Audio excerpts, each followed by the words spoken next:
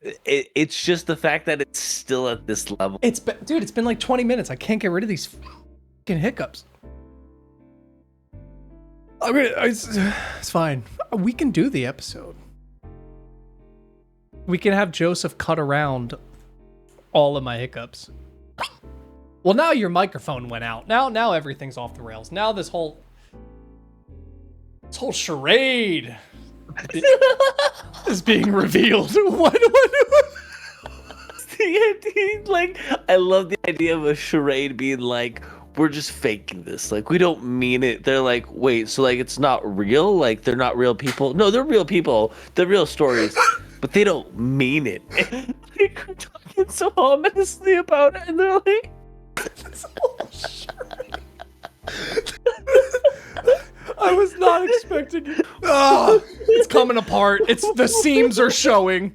We don't even know each other. Who the fuck are you? I don't even.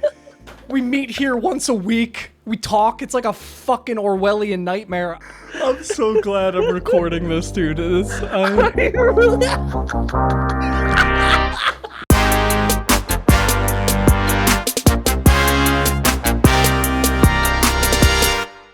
If you give yourself hiccups, dude, I'm gonna fucking scream. Woo! Ladies and gentlemen, welcome to the Neon Valley.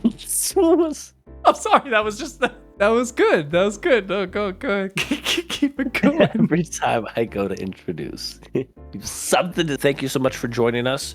We got a very special episode. Why? Because you're here with us. We have Skorge, we have Tsuku, we have the Neon Valley Media Club. And on today's episode, we are reviewing my recommendation to Skorge. What was that? # alive. Wow, you just showed your age. #alive. Nobody knows what a pound sign is. Are you trying to get into a gated neighborhood? Is that what? That's the only time anybody uses the pound sign. That is fair. That's like the only time it's explicitly used anymore. But yeah, you suggested alive. For anyone who doesn't know, this is the show where we suggest something to the other person who has never seen it before. We come back and we go through it, talk about our opinions, our feelings, talk about the story a bit. It's a little more laid back than your average review show. We're not Siskel and Ebert. We're not fucking Peter and Lois. We're not Sicily and Kratos. We're not Cecily Strong and Cecily Weak. Yeah, exactly. But no, yeah, we watched #alive. It is a South Korean film. Came out in 2020. Funny enough. Which there's a bit of a kind of... did you look into this movie at all, by the way? Like the filming of or anything like that? You know what? I realized I had done some looking into, but a lot of what I did was... It was just people's reactions to seeing this. Which is funny because normally I do look to see, behind the scenes stuff. This time I did not. So I guess we'll never know, thanks to me. Well, I did. So no, there isn't much. Don't worry, I got you. No, there isn't much like behind the scenes stuff. I was just trying to figure out like when it started production, the director, what he had done before, things like that. So this is technically, I mean, I guess you can call it an indie film. I believe it's budgeted by the director, by the creator and writer. It's not like a big film. I don't believe it's like produced by Netflix. I think it was. I'm actually shocked by that. Picked up, really, because I got the vibe. Not that it was produced by Netflix, but that it was more of an independent film than. Oh yeah, that's what I mean. Well, because I did get that vibe, but I do agree where it kind of breaches that line where you could believe it's a high budget like film. You know what I mean? Like. Just anytime you have that many people in choreography, unless they were just able to use camera angles and different methods to make it look like more people. I don't want to talk too much though, because True. I want to make sure we can start by giving our ratings. Oh you yeah, going of course. over your initial thoughts, and then Yes. we can talk more about the elements. Fuck, I forgot about our ratings. Okay, yeah, because I wanted more time to think about this. All right. How long ago did you watch it? 2 days ago. Okay. Or 3 days? I've had a couple days to think about it. Okay. Way. Marinated. Yeah. Okay. So, our initial ratings for #alive are 3, 2, 1. 6 9. out of 10. Okay. All right. All right. I'm a 9 surprises me. I'm not gonna lie. Not because it's a bad movie, but because I just don't really feel like it did anything to like make it stand out amongst other zombie movies. Like, it feels like a pretty good zombie movie. Like, it's not a bad movie, but it didn't really break any boundaries for me. I don't know. How do you feel? How did you feel about it with your rating? All fairness, number of zombie movies I've seen. Fair. This one was a surprise when you suggested Shaun it. of I was the Dead. And you know what? So here's one thing I want to talk about. They never call them zombies in the movie. No, They just never infected. refer to them as zombies. They just say infected, and they just say they have cannibalistic behavior. Yeah, they're aggressive. Yeah. Which is something I actually think is genius. Instead of, because in the situation, you're not like, oh yeah, it's definitely a zombie. It's like, oh, there must be some kind of virus, some other situation. Yeah. Well, and I think I'm glad. Oh, sorry, go ahead. I was going to say, it makes it, at least in terms of my initial thoughts rewatching it, it feels almost less about a movie about zombies, and it's more about a movie of isolation and trying to find something that will keep you going. And I think it does that very well. See, that's where I kind of disagree a little bit. I don't think it did enough with that concept. I think I agree with you where I could feel parts of it that were really leaning into this idea of isolation, especially during a zombie apocalypse, because that's an interesting idea. We always have these very bombastic zombie movies. You're fighting through all the zombies Yes. and, But like we talked about in the previous episode, I think, on our plans for zombie apocalypse, ironically enough, it would probably kind of go more like this, where it's a more isolated incident. The bigger cities are hit, but they're kind of controlled pretty quickly. You still have access to the news, and they're talking about it almost like they talk about COVID, which is interesting because that's something I wanted to bring up, which I'll say now, I guess, since we're already talking about it. Even though it came out in 2020, September, it actually started filming, I believe, October of 2019. Oh, wow. So this is long before the lockdown. This is before. Yeah. So I'm wondering how much of the lockdown influenced later parts of the movie, because we can't deny there are some parts of this movie that it's like they have to be talking about the pandemic, right? And if not, this was weirdly prolific. The timing prophetic. is ridiculous. Yeah, the year before. Like, that's fucking crazy. So I feel like there is influences, and there is an interesting message at the end, but it was almost kind of like this. I don't know. We'll get to it as we get to the end. But so what were your initial thoughts before, like pretty much when it started, and then as it picked up? Okay, I liked our main character. I think he's very personable. He seems to have like a good. I think he can overact sometimes. Like he seems to. I thought the acting was really good. Especially. Oh, go ahead. I had originally started watching it in English dub, and then I was like, no, I actually want to watch this and hear like the voice acting, and maybe that's part of it. Is I'm biased because it is so much better than the dub voice is. Oh, that's fair. So you started off with the dub voice and then actually heard his. Yeah, okay.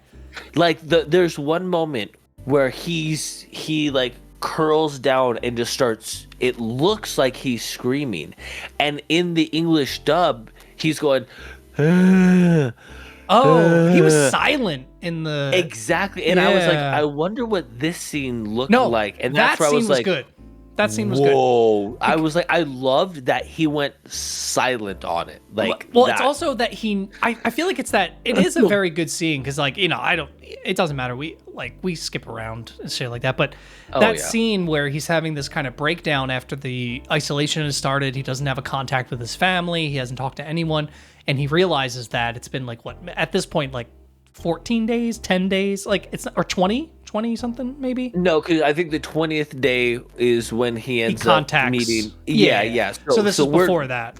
Yeah, I'll say 2 weeks probably out. So between the 14th and 19th day somewhere. Yeah. So he has this breakdown, and my interpretation of that is that he knows he can't scream because it'll draw the zombies. But it's also so much of a dramatic moment for him that it's like you get to those moments where it's like you're crying, but you're not making any noise, like. Yeah. But again, I did kind of, because there's a moment where he does, like, he goes like, and like he's like about to scream, but then doesn't, and I could feel like, oh, like he realized I can't, because that'll just draw all the zombies. See, I hadn't even thought about that, and I actually love that, and that definitely is reinforcing more, because I was like, am I just kind of grading it again a little bit higher because the acting I felt was so well done. Again, I really like the concept of it's a virus, and I like how they keep it in such a small area where it's pretty much the entire movie is shot in 2 apartment buildings, but in those buildings it's mostly his apartment. It becomes a second person's apartment,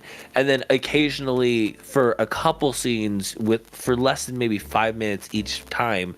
Oh, I think. Sorry, your microphone's starting to crackle a bit. And so when it comes to that, I feel like your story and your acting has to be really good, because you're not getting a bunch of new scenes and now I'm in a jungle with a waterfall. It's very much, this is all that we're working with. The casino scene with all the zombies. Yeah, we don't that's not here. Yeah, we don't get that. Exactly. It's not about the big show. It's about the story that you're getting told. And I think a lot of the ways he reacts, I like that he wasn't this, all right, well, I know I'm going to need to conserve food right off the bat. I think you see him kind of like sorting food in the very beginning, but he's still eating regularly.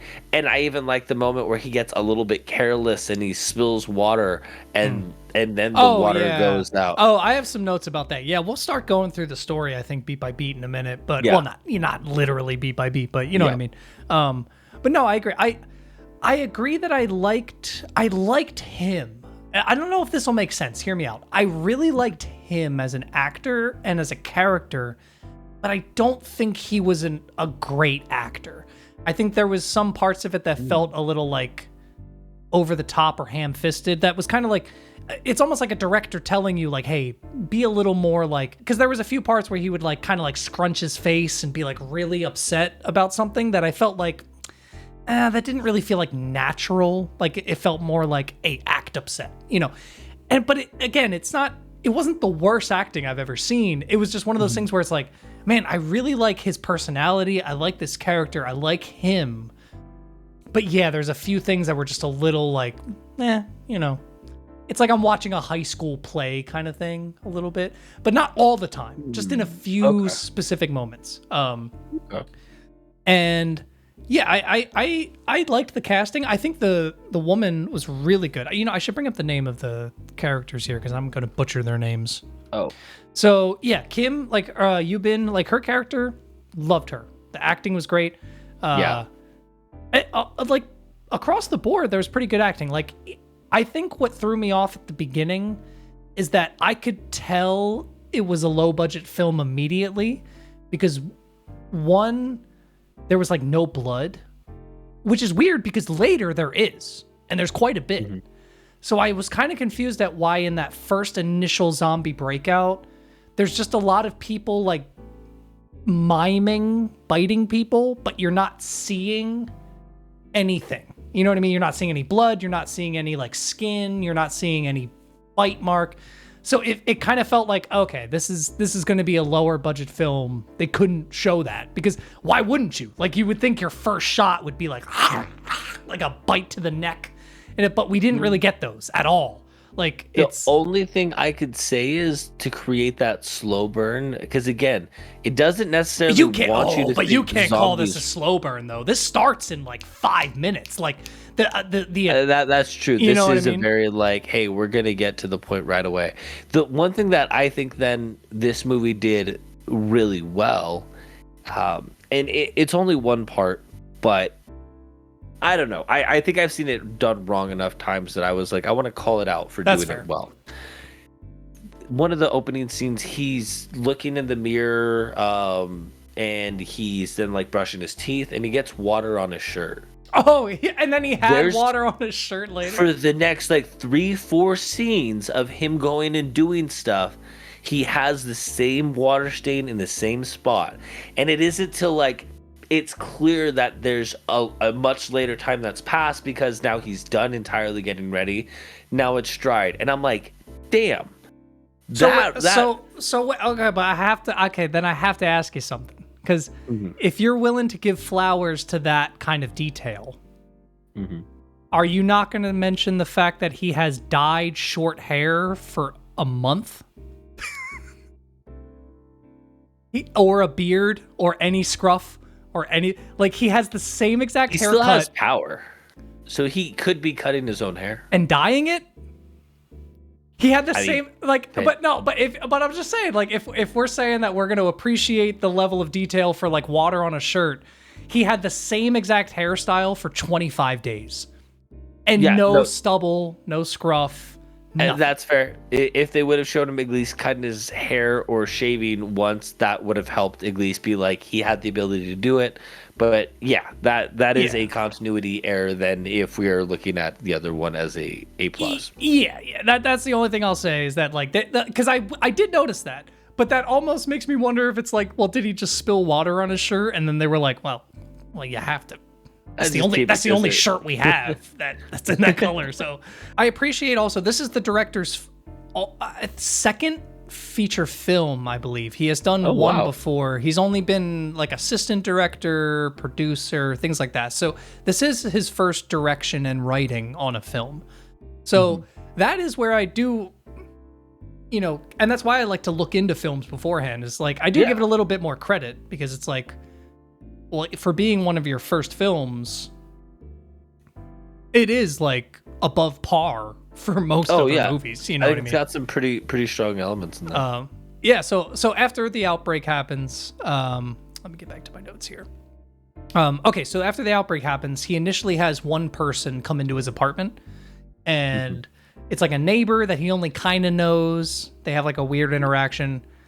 Yep. And he's trying, and again, like, I think it was partly their interaction that it's weird, because it was that balance of like, it did feel realistic, but it also felt like not a movie. Like, I don't know, because like they would like struggle and fight, but then they would just stop, and then they would be like, well, get out. And he'd be like, no. And then they would like struggle and fight again, and then they would stop and be like, huh. And then like not look at each other, even though they're both clearly threats. They would like turn their back to each other, and like, I agree, but I almost feel like that shows they're both very non-confrontational people. they're not trying to hurt each other. Exactly, like two people who don't want to have to like deal with a situation being in that high level of a situation. I could see being like, well, I'll wrestle your arms a little bit, but all right, let's both take a break. We don't really want to do anything. Yeah, that's we fair. can both calm down for a second. I'll say this: it fits his character. If he was like a macho kind of character, and that's how he was reacting, I'd be like, all right, that is why are you doing that? I wish they would have leaned into the streaming thing more. I thought the crux of the movie was that he was going to stream the zombie apocalypse. I was like, oh, that's interesting. Like that. Or like streaming his life as like a journal, and you see maybe him like descend more into madness. Yeah, which they hint at a little bit. He does do his like video journals. Yeah, because that last one I was just like, ooh. Yeah, where it's just hello, goodbye, shut laptop. Like that's good. So okay, but in that scene, I do want to say when he's wrestling the guy out, because he does eventually turn. He got bit by his roommate. which I'm not trying to nitpick this thing every scene by scene, but when he comes in, he does not have anything on his neck, and I even rewound it to make sure that I wasn't crazy, because they even show like his neck is totally clean. But then when he comes out of the bathroom, he's like holding his neck with a bloody towel, and then it's like that's where the bite was, and I was like, what? Why couldn't you just have the bite? So that was a weird little nitpick. It's whatever.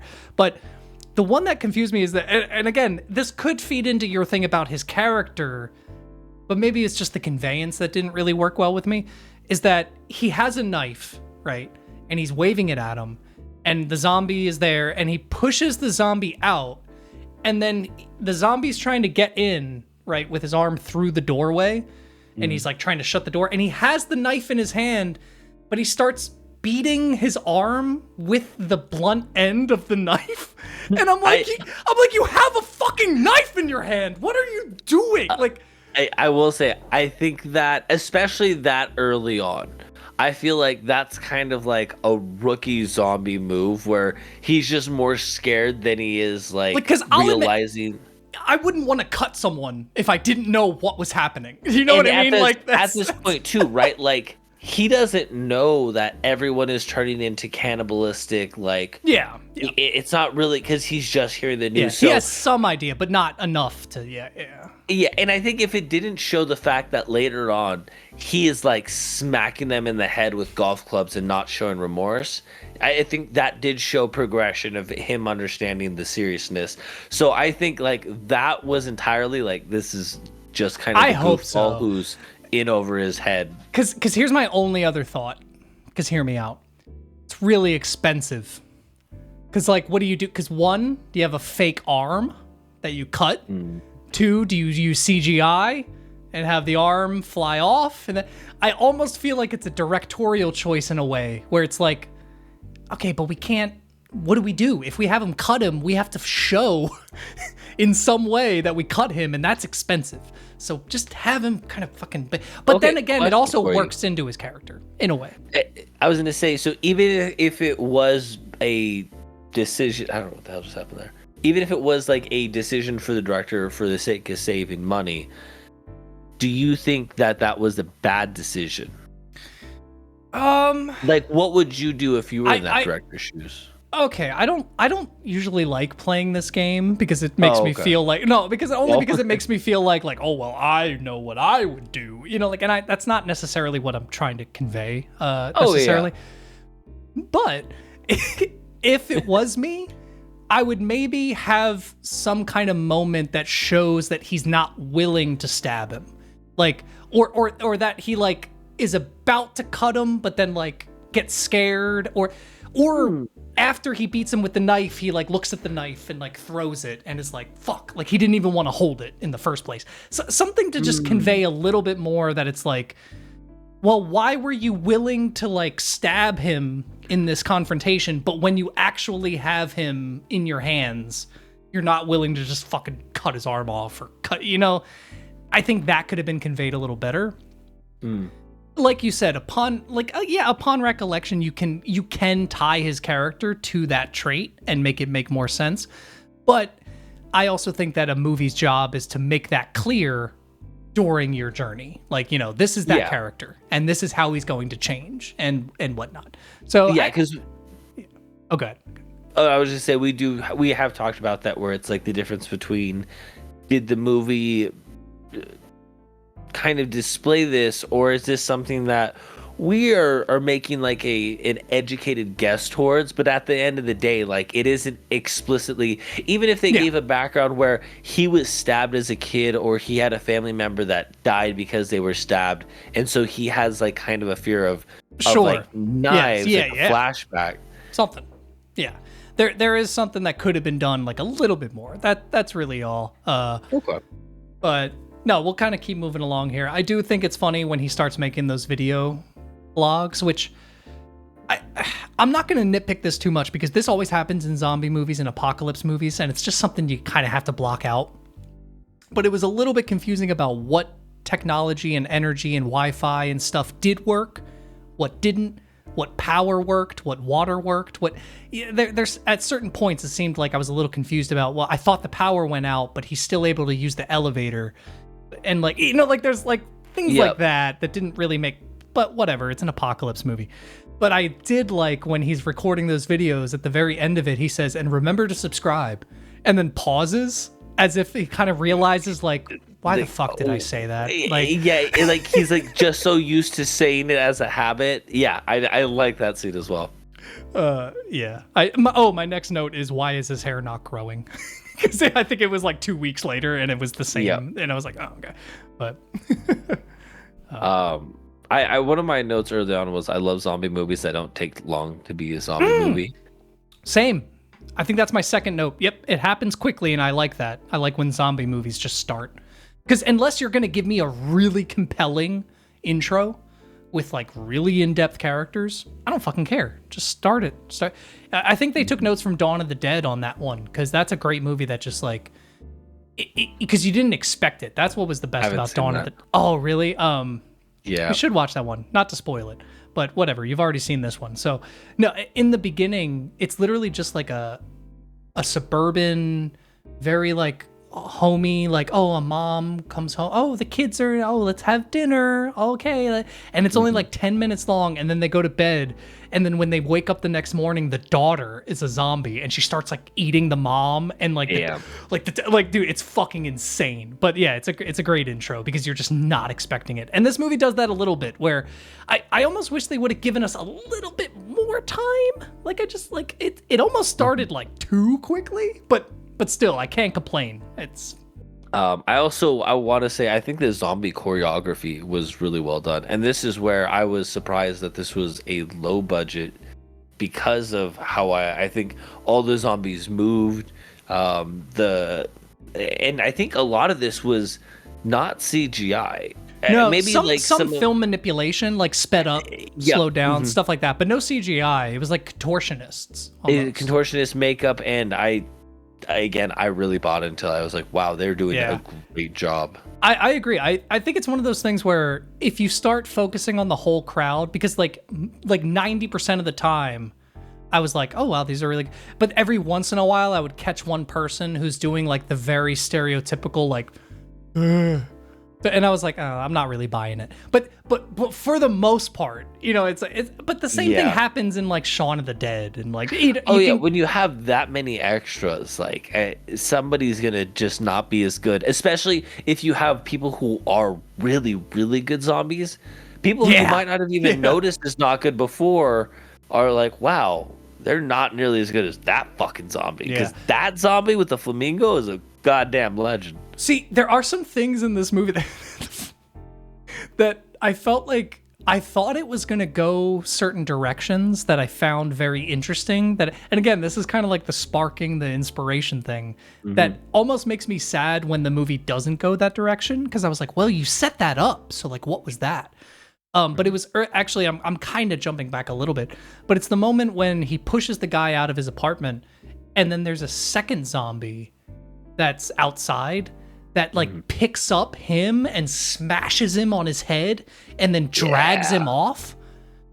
I thought that was gonna be like, I thought maybe that they were like, the zombies were like collecting bodies or like had a purpose to like, I was just like, why did he do that? Because no other zombie attacks another zombie in the movie. I thought because he just freshly turned, so he might still smell like a person. That's fair. He still had that kind of like fresh blood body.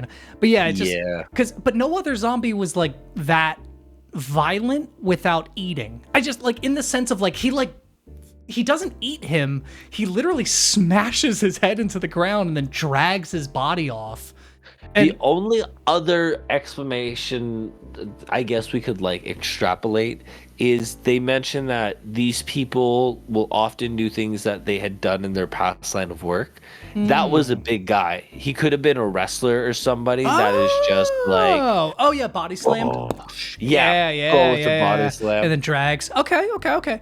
Again, like, see, like, I like that, but I wish you would have seen him in a wrestling match, or like you saw him on TV, like the guy is watching that guy in a local wrestling match. Yeah, he's like, oh, I recognize something. that guy. Or he's got like a belt on him or something. Yeah, exactly. Or a luchador mask or so, something that's silly, but still, like, I get it. It's Korean. I understand. I'm not saying it's the same. I didn't say a word. I'm not saying it's the same, but if you're telling me there isn't a single luchador mask in Korea, you're lying to me. Okay. So no, I did like that scene though, and that's where the first blood is. That's where it's really gets bloody. I think they're like, we're gonna set the tone of like, this is gonna be a aggressive movie.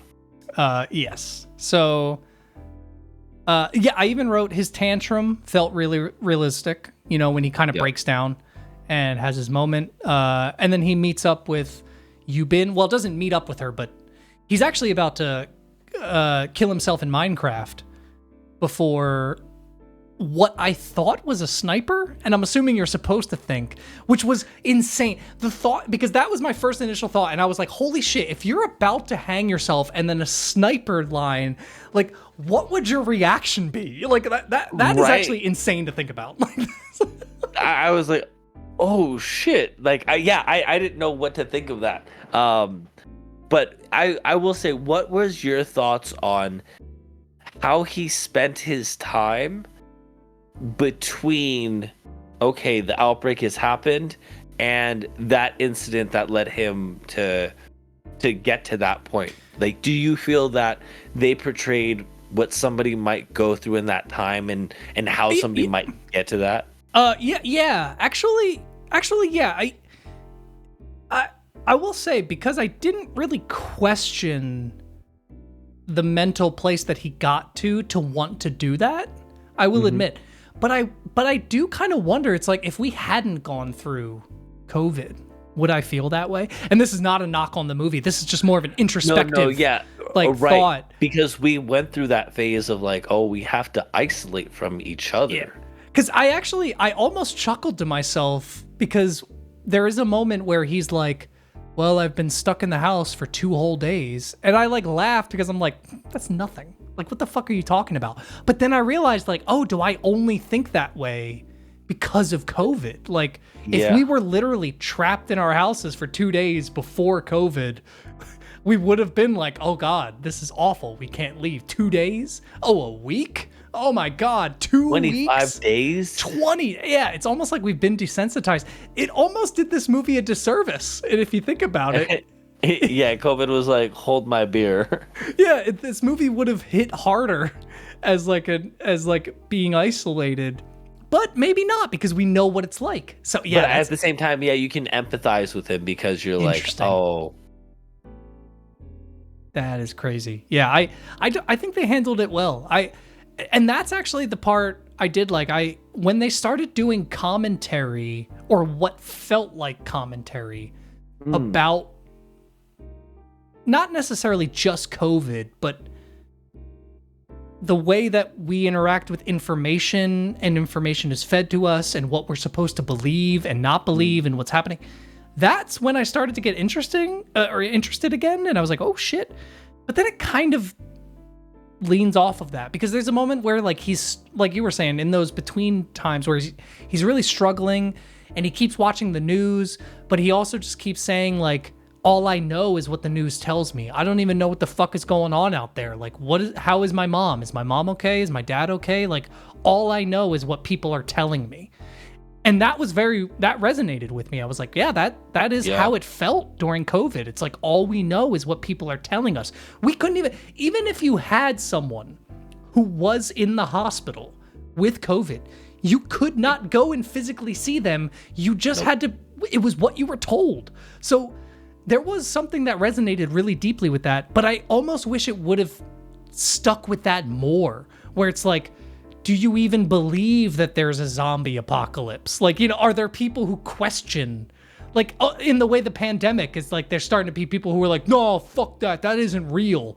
There isn't even a pandemic happening. Like, I was hoping there would be news stories of people being like, oh, you guys are just covering up the truth. And, like, shit like that. But they didn't really go in that direction. But it's also not a political movie. So Yeah, and it's harder to do when it's like you can't go to the grocery store without being attacked by someone. Well, but this is the thing, is it was only happening in smaller cities because it was isolated. So you could have had people in outside cities who were like, I don't even believe that there's a zombie apocalypse going on in there. What the fuck is happening in there? You know, like, and that would start making the people who are in it questioning, like, oh, wait, is this fake? Like, there's something you could do with it, you know, but. Oh, yeah. Yeah. Again, not necessarily the point, I guess, they were trying to make with the movie. So I did have her traps because he meets up with Kim Yubin. Is that her name? Yubin. So yeah, I thought it was pretty funny because I think this is, again, I don't know why, but I feel like there's certain scenes where I'm like feeding into the director's brain a little bit, where I'm like I know why you did that, like this, and it makes sense, and I'm like, I appreciate it, I do, because she has the moment where you can clearly tell she's like ready. She has like an axe that she's like whittling. She has like a fucking trap with a chair and a string. Insane, right? But what they had to do was have a moment where she feeds a plant water, like, and it's one of her last bit of water that she has left. Because if they didn't do that, she just looks like a fucking psychopath. Like, because realistically, think about it. Like, yes, it's cool to have these things, but like, if you were to start actually dissecting her character and thinking like, well, why the fuck would you build a sharp chair with it? Just like, are you insane? Like, are you crazy? But when you show her being an affectionate person who still cares about nature and life, well, now you're like, oh, well, she's a person I can care about who also has cool ideas to like, fuck, you know what I mean? Because there's a thin line. See, maybe this is where like the kidnap training, like avoidance. Because you were just like, fuck yeah. Take notes. Go on. Is that an IKEA chair? Where did you get that chair from? All right, so I'm not here to. But speaking of the chair, all right, I'm not here to nitpick, but I am. So there's a moment early on where she has the chair and she has to like unhook something and then hold it to see if the guy will come in, right? Yep. But then later, she's on the phone or walkie-talkie, or I think she's just looking through, with Ju. Oh yeah. Jesus Christ. Oh, June. She's like talking with him, and then she hears a noise, and then says like, "Oh, I have to go," and then you see that it's like a person who is so like. My only thing is you kind of set up before that she has to activate the trap, but then in the next scene, the trap is automatically activated by the zombie coming through the door. So like, again, I'm probably autistic and I think about this shit way too much. But it was just one of those things where you visibly showed us how this trap works. And then later the trap worked differently. So my brain goes, no. She upgraded the trap, Tyler. She finally got enough legendary components to upgrade her trap, so that way it was automatic. It's like you don't even read the manga. You're right. She did some farming. Yeah, she did. And like honestly, these aren't those type of things. I'd like to point this out for the people at home. Those type of nitpicks that I make, those aren't the things that bring it down. You know what I mean? Like, because movies have those type of things. Like that's not the thing that's going to make me go, that's bringing it down a point. That's not affecting the storytelling. It doesn't change the plot or how the main character was able to overcome obstacles, or if you even had any obstacles to overcome. Yeah. That's just like how they explained the situation, and then continuity, whoever set it up. And sometimes, right, that happens in editing. You know, maybe they did different takes of it, and so true. So many people are involved in projects at that size. I've seen a lot worse. Exactly. And here's the way I'll kind of describe my feelings towards it. Is imagine you were sold a puzzle, right?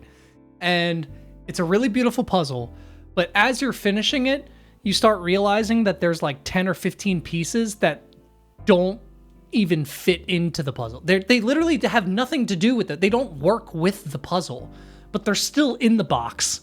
And you have to learn that that's not worth it. And it's like, I guess that's not part of the puzzle. Yes, is the puzzle, when it's done, still a beautiful picture that gets its point across? Yes. But there were still those 15 pieces that I'm like, why the fuck were those in the box? Like, why? Why were those there? That's kind of how I feel about these That's fair. As a metaphor. I think that's fair. There was just things, it's like, why set that up and then not follow through with it? Oh, well, another piece of the puzzle I throw out, I guess. Whatever. But yeah, that's kind of where I get to. But so this is when the movie starts ramping up, right? Like, they start having their interactions. She sends him a little bit of food. He eventually does some farming, which I thought was cool. I like this idea of him being a gamer. You know, they didn't lean too much into that, which I'm so glad, because I hate, you know me, I hate that cringy, exactly. They didn't overdo it, because again, it was enough where I'm like, yeah, I believe that there would be somebody that has a room set up like that streams that is that person. His room looked realistic. Yeah, exactly. It wasn't like it wasn't like everything was like a Fortnite or Minecraft reference. Free Guy? It wasn't Free Guy, is what you're saying? It's unfortunate. It should have been, but he didn't have like a pickaxe that he was using to get into the refrigerator. No. And he wasn't like, let's go poggers. No, and even the way he talks to his friends online, like, yeah, it's like anytime you try to do any kind of online interaction on games, it always sounds a little stilted and weird. But it sounded like a person trying to... Yeah, and the way they talked is like, hey, it was something like, hey, are we taking down the schoolhouse today? No, I want to do some farm raids. I'd rather do... Oh, okay, I want to build up my XP. Okay, cool. Like, there wasn't like, oh man, I'm getting lit. I'm trying to fucking drop some dubs on this... You know, like... Oh, bro, we just infiltrated their entire headquarters, and I'm using a back alley system that I developed. Yeah. Bro, I have this code I just put into the game. Yeah, like some bullshit that doesn't make sense. Like, yeah, they didn't do that. They knew what they were talking about. I can't, really quickly. You can hack the mainframe. That is one of the things that I hate the fucking most in movies. It's my favorite. Is when they're like, the way they explain hacking, where it's like, we need to get into the system. Well, I do have a back way in that I can use. I just need to plug into a Jamba Juice within 1 mile away from this building, and I'll have instant access. Zoom in, enhance, zoom in, enhance. That's probably the other worst one. Well, if it makes you feel better, if it'll make you feel better to at least find enjoyment in those types of scenes, what I like to do is imagine the VFX artist or editor who knows about technology, who has to edit that scene. Because, like, they can't change it. They can't change what they're saying. But they know it's bullshit. And they're just like, now I have to make this shit look like it makes sense. I picture the director going in and being like, yeah, and just use your enhance feature to make it less blurry. And it's like, there is, and he's like, no, yeah, you know, like how, like, you know, they just like enhance, and he's like, they don't just enhance. Oh wait, I think your mic is coming out a little bit. Hold on. Just enhance your mic. Just hit the enhance button. Just enhance it. The fuck is wrong with you? Just enhance it. Enhance, has that word just... Who has ever used that word genuinely in the last 10 years? Oh, could you enhance that for me?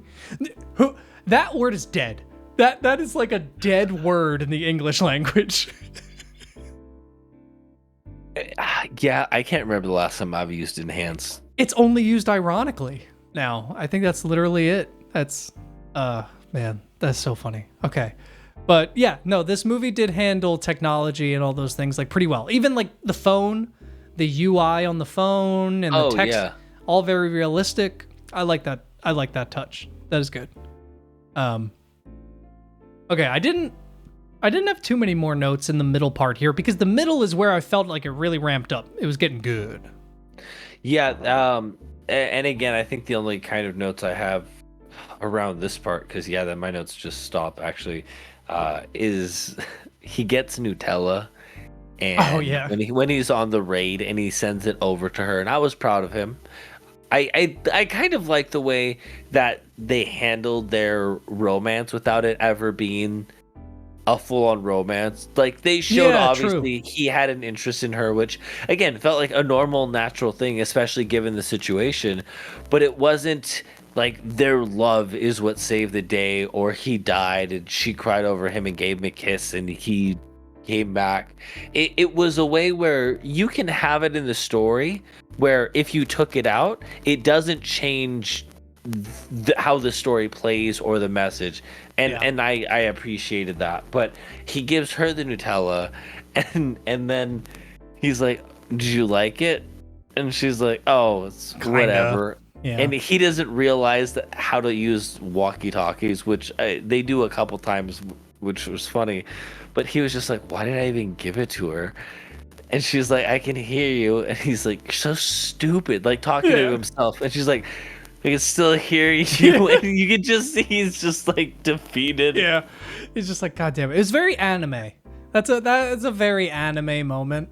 Because there's that's a fair. lot of her interactions felt like it's one of those things where as a spectator, I'm just like, why do you keep lying to him? Just tell him at least like an inkling of the truth, just a little bit. Like give him at least like a coy little flirty something. Like why do you just keep fucking with him? But no, like that's clearly her character, and like getting that rise out of a person can obviously, that may have been their point. It's like, yeah, well, she's just a very closed off person. She's meant to give that vibe, and yeah, okay. I've already been nitpicking a bunch, so I'm gonna nitpick that too. I do love that. It's hilarious. That interaction of like, I can still hear you. And it's like, God damn it, I can still hear you. It's so fucking funny, but again, it's also not how walkie-talkies work. Because if his She would be able to call him if his hand was on it. Yeah, he wouldn't be able to hear her if his hand was consistently on the button, which they already established 30 seconds before that, because he keeps being like, "What? What did you say?" And she's like, "I can't talk if you're talking." And like they have that kind of thing. So there was a kind of moment where I'm like, well, if you really know how walkie-talkies work, that Well, if you knew how walkie-talkies work, you would know these work off green tooth technology, not Bluetooth technology. And it allows for button-to-button holding. Green tooth. Stupid. This episode brought to you by Green Tooth Walkie-Talkies from your favorite company, Blipstar. Blipstar for when you need to walk and talk. My phone comes with Juicer, which is the competitor of Blipstar. It's fine. I'll change my phone. I'll change my phone. You're gonna need to change your phone. I'll change it. We're gonna lose this contract, and after we fumbled that bag with fumbly gum, we're only gonna look for Blipstar, dude. We fumbled that bag? Blipstar? Or did fucking Teddy fumble that fucking bag with what he Brought said? him on. He was in the scene. He was right there. I didn't know with he you. was gonna call them that. Did you hear the term he used when he called them that? I'm trying to forget it. Cost me $50 a fucking week to go and talk to somebody to try to forget that shit. You got a cheap therapist, man. You need to hook me up with him. Costing me $150. It's clearly not working. I'll hook you up with my guy. It's helping a little bit. He gives you good drugs. Thank Good you. drugs. Legal meth. Good shit. So, Oh boy, we're gonna need to talk about that legal meth because that's not a thing. don't think so. So anyway, they eventually find their way to meet up with each other. They decide that they need to make a break for it. They've had enough. They're being infiltrated. There's kind of a ticking time bomb element, because they don't necessarily hint at it, but they kind of hint at it, where the city across the lake or river is exploded by nuclear bombs. So you kind of have to assume that at some point they are going to carpet bomb this area. They never make it clear when, how, why. There's no countdown, but you do still get that vibe of like, eventually they're gonna blow this fucking place up, right? Like, and so what she's been doing in the meantime is she's been looking at the building, because I guess that's the other thing, is to set it up. If you're following along but haven't watched the movie, she lives in the apartment complex opposite of him. So while he was trying to get done with all the living he was doing, she used a laser pointer, and that's what we were talking about, the sniper rifle, because she highlighted words on things in the room that said like no, to tell him like don't do this, stop, you're a moron, don't get done with all that living you're doing, you still got plenty of living we need to keep doing. And she was watching, and on the 8th floor, she's like, I haven't seen anybody on the 8th floor. It's clear we can go up there, and we'll be able to go to all the different apartments up there. We'll have a lot more food. Again, goal maybe trying to get towards the top, be able to be reached by help. So again, I do like how they kind of had that without ever needing to say, oh no, if we don't make it to the top floor by this date, they're gonna blow this building up. They just showed, oh, they got blown up. Oh, we need to make it to the 8th floor. It's clear. Like there's enough context clues that it makes sense. Yeah, and even then, I didn't necessarily connect the two. Like I just kind of assumed she wanted like a safe floor. Like she was keeping an eye out. Not necessarily looking for like a bunker, but that also ties it. Like if she's keeping track of what's happening, things like that. Yeah, there was an interesting angle too with the kind of killing yourself in Minecraft thing. That again, like I don't know. Maybe I just read too much into it, thinking about like how American culture deals with suicide and things like that. But I feel like they wouldn't have done that with an American character. There's almost like too much of a sensitivity, which is fair. It's a fucking very sensitive subject. It's difficult, but they would not have called someone a moron who was about to kill themselves. Do you know what I mean? Like that felt like a thing that's like very like Eastern culture, where it's like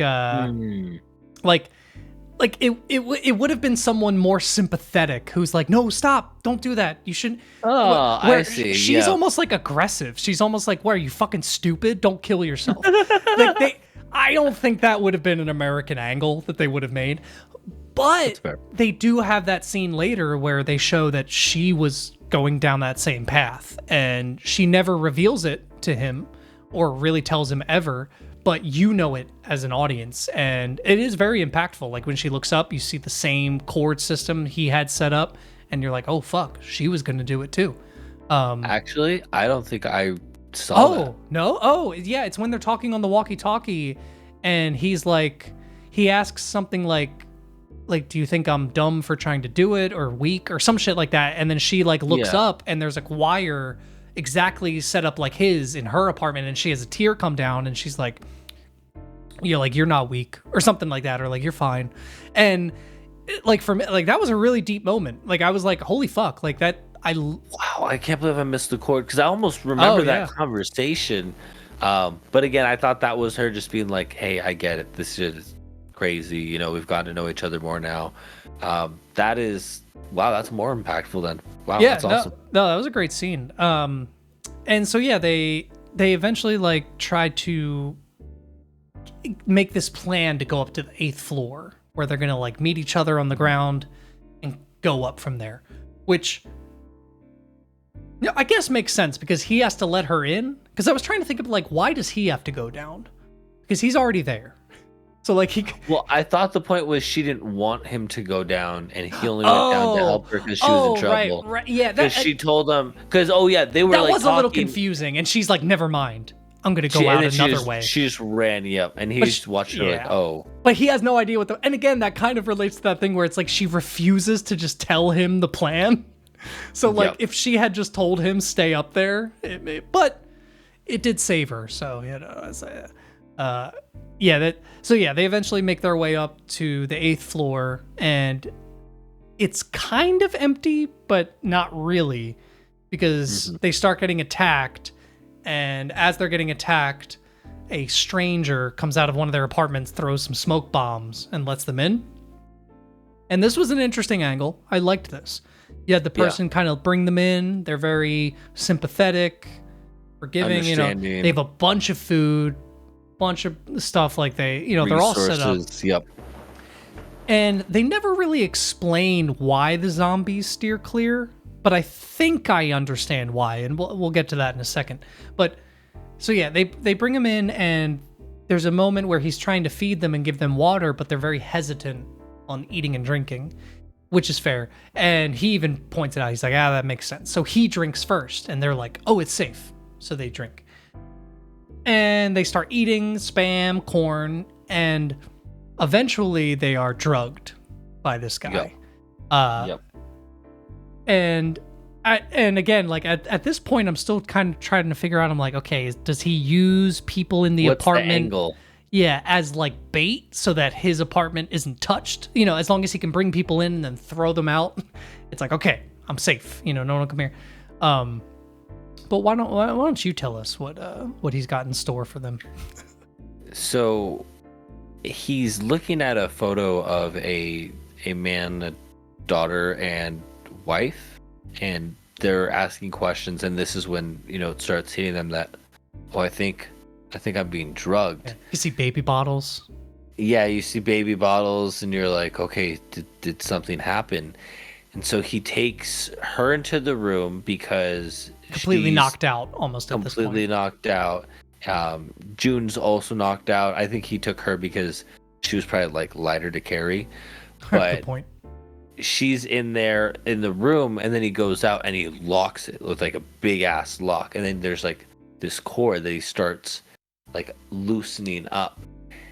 And what you end up finding out is his wife turned into a zombie, and he's been feeding his wife people because, and he even is like, I'm sorry, but like, what do you want me to do? Like, this is my wife. And he even start telling June, like, leave, like, it's fine, like, I'll let you live, yeah, but I need to feed my wife. Yeah, because at this point June wakes up and he's freaking out, you know, and he's like, what are you doing? And it's one of those situations where right off the bat, super easy to be like, no, that's fucked up, that's wrong, that's horrible. And I think no matter what, at the end of the day, I agree with that sentiment. But to also be like, okay, what if they were like, you know, on day 20 and it's just them, and they clearly lost the baby at this point, and then the one last person you have gets turned, and you're able to save her, and you're now have her trapped. Yeah, you're coming up with anything. Maybe if she eats enough, she'll come back. Exactly. Or maybe they'll come up with a cure if I can just keep her alive long. Like, because again, at this point, we're not talking about, you know, it's a regular functioning society where everyone is just living their lives and he's just kidnapping a bunch of people. This is a post-apocalyptic world. Again, not to say that it's good, but to say the rationale of he's already like, I've already gone this far. I can't turn back any farther. It's an ethical kind of quandary, you know. I mean, it's basically the trolley problem, you know, like, would you push your wife in front of the trolley, or would you divert it and have it hit 5 people? You know, it's like most of the time it's people would pick their 5 people because they love their wife. Like, that's the fucking point, you know. Like, it's a tough. I think they did handle that pretty well. You know what's funny is that I was just hoping that the very sadistic part of me that was hoping this movie was going to take a hard right turn. I wanted a zombie baby. I wanted a weird, fucked up little zombie baby. Jesus. Like, because I thought he was going to lock them each into individual rooms, and one of them was going to have to deal with the zombie mom, and one of them was going to have to deal with the zombie baby. And I was like, let's fucking go. This is going to get weird. This is going to get fucking weird. And it didn't. But the direction it went was very, like, deep and impactful. I actually thought it was good. I think, like, they drew out the scene of, like, her waiting to shoot and him, like, apologizing. Because, like, eventually her kerfuffle happens where she gets out of the room. She didn't eat Kim yet. Yubin. Yep. She's fine. And then what happens is the wife ends up on top of the husband and starts biting him, and he just starts apologizing and just being like, I'm sorry. And he just accepts it. I couldn't help you. And like I said, like, I think he says it like 8 or 9 times. And at a certain point, I was kind of like starting to lose the emotion because I was really feeling it. I was like, Oh my god. Oh yeah, But then right off the bat, yeah. it hits you really hard. But then I was starting to lose it a little bit, where I'm like, okay, just shoot them. You know, like just fucking shoot them It's already. like, how God are you even damn talking it. at this point? She's biting your jugular vein. Also, good point. Exactly. It should be a little more like, oh, it's fine. You know, like yeah. Yeah, if like on the second or like the third time, it's like a gargled, like he's trying to say it. Yeah. Then it's like, okay, where he's gonna say it until it's the last thing he does, or he starts turning while like, it's okay. You know, like he starts turning while he's saying it. And then maybe he just looks at them and says like, shoot me. Yeah, like, do like it. Yeah. Okay, like that's super impactful. But yeah, I agree. Like having him just like say it normally like 9 times while it got a little okay, so right after that scene though, I liked the sentiment, but I didn't like how it was handled, because I had to rewind it a few times because I didn't understand what the fuck was happening. Because right after that happens, like there isn't even like a beat. Right after that happens, she just walks up to Ojun or Yujun. Sorry, I'm gonna keep fucking this up. Ojun, yeah, okay. And just hands him the gun and says it's okay. And he's like, no. And she's like, it's fine. We're both human. We can do this together. And he's like, no, what the fuck? And then takes the gun and aims it at her. And I was like, oh, was she bit? Like, I was so confused. I didn't understand what the context of what, like, it was almost like too quick right after that father-wife scene. Oh, I see. There wasn't enough time for that to finish digesting before a new concept was introduced. Exactly. So I was like, oh, was she bit? And now she's asking him to shoot. So I was like, maybe I missed something. So I rewinded 30 seconds and I was like, no, there's no bite. Okay, wait. And then it clicked. I was like, oh, wait, she's saying like they can't do it anymore. Like that was too much. Like that.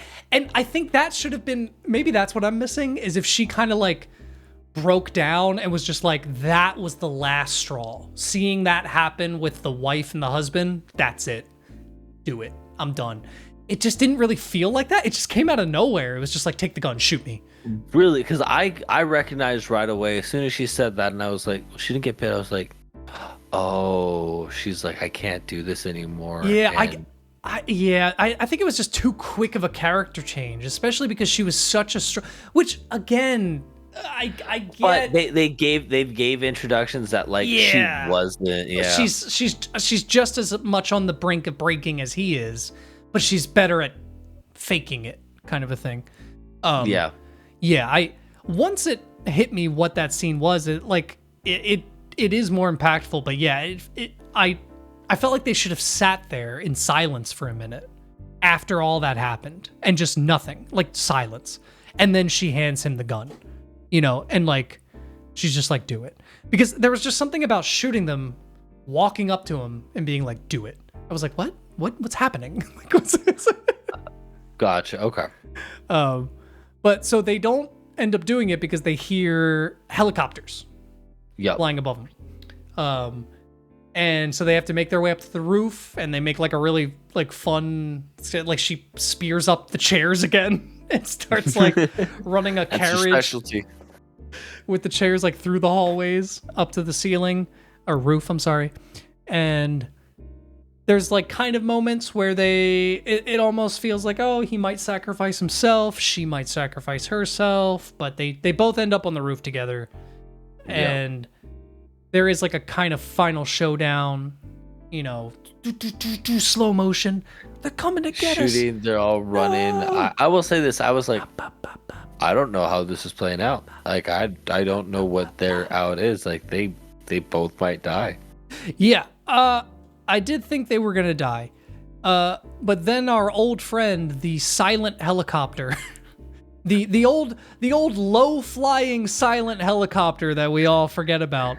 I did think the entrance to made. I was like, is that really how they would come up on it? All it had to do was float down. Why did it float up? I was like, where was this helicopter beforehand? It made a bigger impact by being right behind them right when they needed it, because I agree. I get how it looked cool for the scene. Yeah. And that'll give him that. Is at least it didn't like look dumb for the scene. It looks dumb when you think about why it would be coming up from there. And not even just that, but you have to imagine like sure, caveat, you can give the excuse that they're in a very tense moment. You know, he's shooting, there's zombies coming at him, sure. But why were they able to hear helicopters like ceilings above them flying above head, but when there's literally one 3 feet behind them below them, just coming up a little they bit, can't hear it? Like that, like they're silent. Like that's actually a trope in movies that happens a lot that I've noticed over time, where I'm like, you didn't fucking hear that helicopter coming up? Because there's always like a surprise helicopter that shows up in action movies, and it's like, helicopters are the loudest fucking things ever. Yeah, that was so again looked cool. Doesn't make any fucking sense. The way I kind of thought about this, it felt like, and because like, God, it's gonna sound pandering, and I don't mean it to sound that way, but it's just true. It's how I get. It's like this was South Korea's first big zombie movie. Do you know what I mean? Like Definitely sounds like pandering. But am I wrong? But like, did you know what I mean? Like, this is their Hollywood zombie movie. Like it's finally Korea's Hollywood zombie movie. See, I think I still thought it was really well done. Not badly. No. That's not what I'm saying by any means. I'm saying that like Hollywood would not make this movie now because it's been done. Oh, we've done that. Yeah, quote unquote. We've done that. The helicopter saves him at the end. Oh, there's a girl and the guy with the it's one of those things where on paper Hollywood would never do this because it's been done.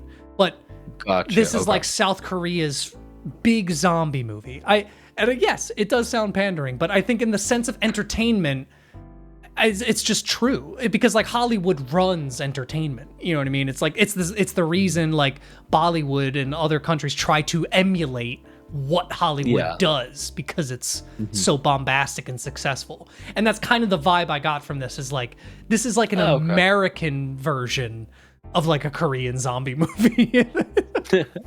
Okay. So yeah, they get saved. They end up getting saved at the end. How do you feel about that ending? So, okay, I actually, it's strange, because this is the part that I'm like of two minds about. Because if I hadn't had the context of the pandemic, it kind of feels like a weirdly pro social media angle that it takes at the very end, where it's like, well, if it wasn't for social media, we never would have been able to find these survivors. So keep posting about your survival, because this is the thing that brings us together. The social media is the thing that brings us together. It wasn't the message of the movie, but it was the message that they kind of shoved into the end, where they had like, we were only able to save these people because of social media and the internet and the connections we have amongst people and things like that. And I thought you were going to say because the friends we made along the way. And the friends we made along the way. I mean, that does happen in this movie. Friends are made along the way. Yeah. But yeah, no, it was almost like, is this like pro social media? But when you take it from the angle of the pandemic, I was getting swelled up a little bit, because it was showing people surviving stuck at home. And it was saying like, hey, if you want to survive and you're stuck at home, keep posting. Let people know you're okay. Let your family know. And like from a COVID and pandemic perspective, I was like, wow, that was really how it was. We wouldn't know if our families were okay if we couldn't check their Facebook or text them, you know? But without that context, it's like, should we all love social media? Like, I don't know. It's like a weird, you know? See, I didn't think it was social media. I think it was just don't give up. Like, and I think where they even showed this was when he wrote like, I must survive on the sticky note. I think the importance was not giving up. The sticky note. Yeah. Not giving up and committing to always trying to survive. And that was just shown through social media at the end. But I think the goal of not giving up and again, even multiple instances of showing that, the choice to no longer continuing with life, and choosing against that, which both of them actively did. I think that was more the theme. I think they use social media as a big way because that's how they were able to connect with this current generation. That's fair. But I think the pandemic thing definitely, like, we see that in a whole different light because of what we experienced. Yeah. I feel like there definitely was like a commentary on social media in the movie, but I guess I can't really figure out what it was trying to say necessarily, because it's interesting. There was actually some reviews I was looking up of this movie that consider it a comedy, which is like, yes, there are some like funny parts that kind of have like a satirical nature to them, but the movie doesn't sell itself as satire of social media or anything like that. But some people have taken it that way, and that's part of me that feels like the director didn't maybe do a good job of conveying what they meant, because you're having people just taking it from so many different angles that it doesn't even really make sense. Like, but to that point, like, I think there is a commentary, because I think there's a very poignant part near the beginning where he's about to post something, and he's about to post like, there are survivors here. I'm in building such and such. Help me. A very useful and helpful message that would be very, like, probably would have saved him, to be completely honest, beforehand. But instead, I don't know if he thought maybe it was like cringy, or if he thought like it was like doxing himself. I don't know what the incentive was, but he deletes it and then just only posts hashtag I must survive. So like that I laughed at, because I thought that was funny, because it felt like, oh fuck you idiot, that you just deleted the thing that would save you, and instead you're trying to post a hashtag for clout, like.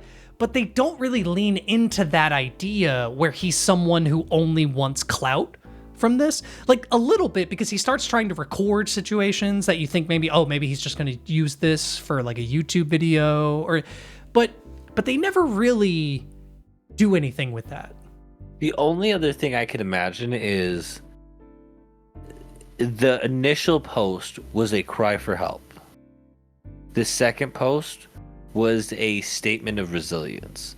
I don't know. But he never posted the first post. He deleted it. Exactly. Because he didn't think that he might have thought like help's not going to come, so I have to take care of me. This isn't about someone coming to rescue me. This is about me deciding that I'm going to survive. Again, extrapolating, it wasn't clearly explained. It's the way that I definitely the way that I took it when I saw it as, oh, he's saying, hey, someone please come help me, and then thinking, you know what, maybe no one's coming and I just need to survive. I took it as like almost a joke in a way. Like, I'm not a joke, but like a. But I see what you're saying. Like, of thinking like, oh, is this cringy to post? This isn't cool. You know what I mean? Yeah. Like, I'm begging for help on the internet. I should just post hashtag I must survive, and then I'll be cool. And like that's kind of a little bit what it felt like. But again, like they never make it clear what the point of that narrative with the online thing really was. So I don't know. There's something here. There is something here with this movie that I like do appreciate, and think that the director can do something incredible, in the upcoming years. But yeah, this one, it didn't necessarily like latch on to me quite as much. That's fair. All right, is there anything else you want to say, or do you want to give this our final ratings? I think I'm good with final ratings. All right, what you gonna land on? I'm gonna finish with a 9. Right. I think overall I did really enjoy it. Upon the second watch, I enjoyed it as much watching it the second time. I think they weaved elements in really well. Was a fan of the acting. Yeah. I think you're crazy, but I think he might have been infected with whatever virus is going around in South Korea, but that's fine. That's fine. It's fine. It's okay. So like, because I'm just trying to I'm just trying to think of like, I'm not trying to be a dick, but I'm just trying to think of like other another movie that we gave a 9. Or like another movie you've given like an 8 or something. You know what I mean? Like that. Like I can't think of it, but I feel like you gave us. I think you gave Eternal Sunshine an 8 or 9, didn't you? So do you put this on the same? Would you put this on the same tier as something like an Eternal Sunshine or like a What Dreams May Come? Because I know you gave that one a 9 out of 10 for sure. I know you did. Yeah, that one was definitely 9 out of 10. Yes, in terms of, because again, the way I'm rating it is like, how much would I enjoy like rewatching this movie? Okay, that's fair. Yeah, personally, I don't see myself. Maybe next Halloween might toss this one on, but I don't know if I'll revisit this one because I think it just reminded me of other zombie movies I would like rather watch. So I was like, just go watch that one instead. But okay, fair enough. You know, you have a lower bar. That's all. No, I'm just kidding. It's fine. No, I land on a 6. I'm still around a 6. Okay. I originally I gave it a 5 when I like first came out of it, but there was things that it kind of, and more of like a 5 as in like middle of the road. Like I don't think it's bad. I don't think it's great.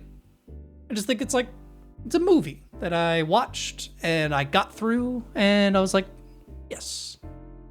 Zombies. Okay, so if enjoyed, if 5 but is middle 6 of the brought road, it up a little bit.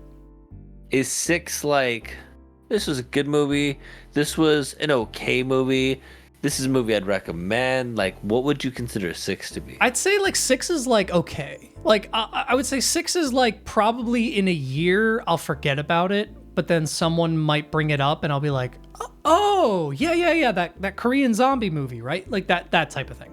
7 is when you start getting into like, I'll bring it up in conversation. You know, like, oh, have you seen? I would recommend this to a friend to watch. Yeah. 8 and 9.